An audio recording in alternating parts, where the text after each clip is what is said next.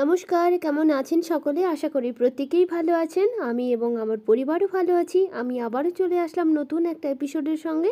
বড়দের অনেক অনেক প্রণাম জানাই, সেই সঙ্গে জানাই ছোটদের অনেক অনেক ভালোবাসা। আমি মনে প্রাণে একটা জিনিস ভীষণভাবে বিশ্বাস করি, সফলতা পাবে যখনই তোমার ভালো লাগার কাজগুলো তুমি মন থেকে করবে, ভালোবেসে করবে এবং একাগ্রতার সহিত। সংসার ধর্ম পালনে আমার মতো একজন মধ্যবিত্ত বাড়ির গৃহবধূ প্রধান কাজ হচ্ছে রান্নাবান্না করে পরিবারকে সুস্থ রাখা। এটা আমার ধর্ম, দায়, দায়িত্ব এবং কর্তব্য। এটা যেমন আমি মন থেকে ভালোবেসে করি, আপনজনদের কাছ থেকে কিংবা আত্মীয় স্বজনদের কাছ থেকে অভিযোগ আমাকে কোনোদিনই শুনতে হয়নি যে অমুক বাড়ির বৌমাটি রান্নাবান্না করতে জানে না কিংবা অনিচ্ছা প্রকাশ করে। উল্টে আত্মীয় পরিজনদের কাছ থেকে আমি প্রশংসাই পাই।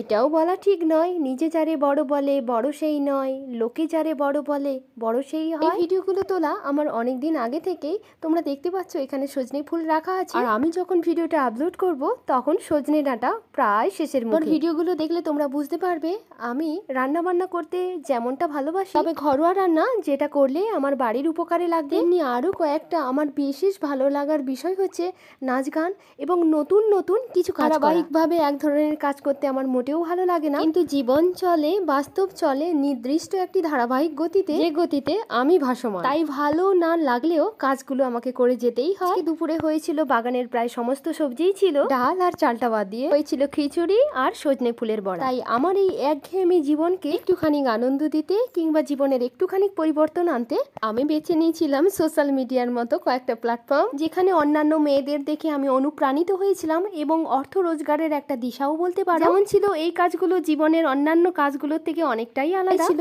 আমার অনেক পছন্দের, অনেক ভালো লাগার একটা বিষয়। ভালো লাগা মনের ইচ্ছা থাকলেও অনেক সময় তা করা সম্ভব হয়ে ওঠে না। সংসারে যেমন আমরা নানান রকম নিয়মের বেড়াজালে আবদ্ধ হয়ে থাকে, সোশ্যাল মিডিয়াতে অনেক নিয়ম কানুন। আমি সত্যিই জানি না ওইভাবে ভিডিও আপলোড করলে মানে ওই 5 দিন 6 দিন 1 সপ্তাহ 15 দিন তারপরেও অর্থ রোজগার করা যায় কি? করা যায় তো ভালো, না হলে এই উদ্দেশ্যে আমি ভিডিওগুলো পোস্ট করব যে সময়ের সঙ্গে সঙ্গে এই কাজগুলো আমি করেছিলাম, কোনো এক সময় ওই কাজগুলো আমার ভালো লাগতো, কিংবা তোমাদের দেখানোর জন্য ওই ভিডিওগুলো আমি পোস্ট করব। আমি অনেকেই দেখেছি যে সংসার সামলে কত সুন্দরভাবে ব্যালেন্স করে ভিডিওগুলো আপলোড করে, তবে বুঝতে পারি না আমি কেন পারি। সারাটা দিন ভাগ ভাগ করেই থাকে। বিকেলের দিকটা আমার গাছপালার কাছেই যায়, দুপুরে রান্নাবান্না, সকালে ছেলের কাছে, তারপরে তো থাকে সংসারের টুকিটাকি কাজ আমি আর মা মিলে করে নিই। আমাদের জীবন একদম সাদামাটা। যদি ইচ্ছে করি অন্যান্য কাজ বাদ দিয়ে সোশ্যাল মিডিয়ার কাজেই লিপ্ত থাকবো তাহলে করা যেতেই পারে। বাদই দিয়ে দিতে হবে আমার অনেকখানি পছন্দের একটা বিষয় বাগান করা। আর আমরা প্রত্যেকেই জানি যারা আমরা বাগানের পেছনে কতটা পরিশ্রম করতে হয়। তাছাড়া আমাদের বাড়ির যা রান্নাবান্নাগুলো করা হয় তার প্রায় অধিকাংশ সবজি তা আমার নিজের হাতে তৈরি করা বাগান থেকে আমি নিয়ে আসি, একদম টাটকা ও সতেজ। এমনকি লঙ্কা, হলুদ ও অন্যান্য অনেক কিছু আছে যেগুলো কেনার জন্য আমাদের বাজারে যেতে হয় না। তাই ওগুলো করার জন্য তো পরিশ্রম অবশ্যই করতে হয়, আর এখানেও হয়ে যায় সময়ের ঘাটতি। সারাদিনের পরিশ্রমের পরে তারপরে যদি ভাবি যে আমি একটা বড় ভিডিও আপলোড করব, কাটছাট করে তো এডিট করতেই হয়। কাটছাট করতে করতে আমি নিদ্রাচ্ছন্ন হয়ে যাই। ভিডিওগুলোতে থাকে পরপর 2 দিনের গল্প। প্রথম দিন হয়েছিল ওই যে সজনে ফুলের বড়া হয়েছিল আর খিচুড়ি হয়েছিল। দ্বিতীয় দিনে আমি রান্না করব মাছ ভাজা, বেগুন ভাজা, বড়ি ভাজা, শাক ভাজা, শাকের চচ্চড়ি, আর করব একটু মাংস। বাড়িতে আলু তোলা হবে, তাই ভাই আসবে, ভাইয়ের স্ত্রী আসবে, ভাইয়ের মেয়ে আসবে, তাই আমি দুপুরের রান্নাটা একটু তাড়াতাড়ি করে নিচ্ছি। বাগান থেকে আলু তোলা হবে, খুব বেশি আমি লাগাই না, বাড়িরও কিছুটা প্রয়োজন ফুরোবে, তবে 1 বছর আলু হয় না। এই যে বাগান করার ইচ্ছে, সবজি করার ইচ্ছে। এখন আমি রান্না করছি আমার একটা ভালো লাগার পদ, এক ধরনের নোনা মাছ, নাম ভোলা। মাছটাকে ভালো করে এপিট ওপিট করে ভেজে নিয়ে পেঁয়াজ বাটা, লঙ্কা বাটা দিয়ে মাছ ভাজাটাকে নামিয়ে নিয়েছি। তারপরে ভেজে নিচ্ছি শাক ভাজা, কলমি শাক ভাজাতে আমাদের বাড়িতে রসুন আর পেঁয়াজের মাত্রাটা একটু বেশি পরিমাণেই দেওয়া হয়। একটু স্বাদের পরিবর্তন ঘটাতে একটু চিনি অ্যাড করলাম। পান্তা ভাতে কলমি শাকের ভাজাটা খুব দারুণ লাগে। কি ঠিক বলিনি?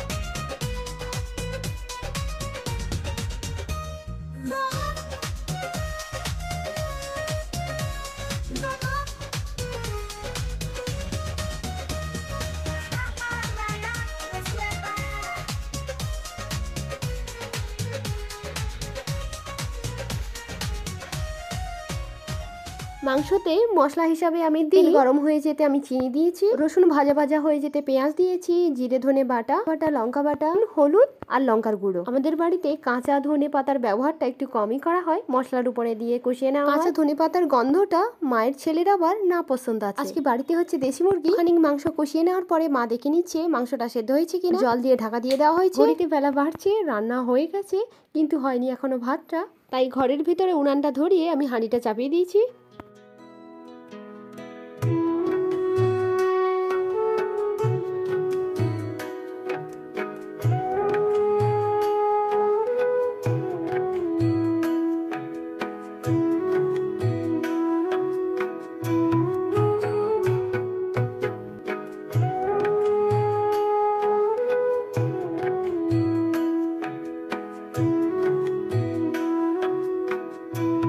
আলু তোলার কাজে আমরা সবাই লিপ্ত। এই প্রখর রোদ্দুরের ঘাম ঝরানো অবস্থা থেকে বিরতি নেওয়ার ব্যবস্থা করলো মায়ের ছেলে। আইসক্রিম নিয়ে এসে হাতে ধরিয়ে দিল। এই আইসক্রিমটি হলো আমার পছন্দের নাম্বার 1 আইসক্রিম।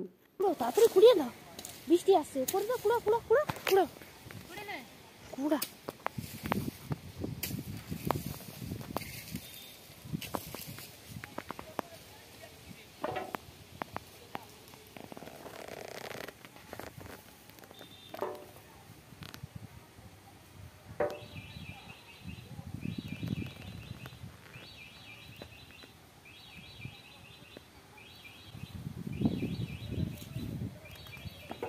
ওই রে, কি করছো তুমি?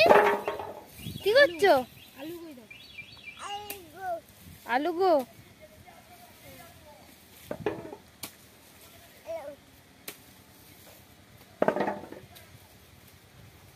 দেখি আলু দেখাও তো, আলু দেখাও। এটা কি?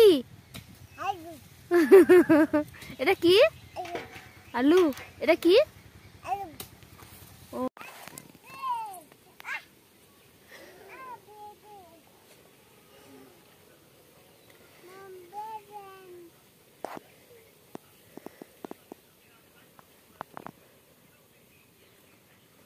নেই নেই, পড়ছে না কচি, পড়ছে না। হ্যাঁ পড়ছে কোথায়?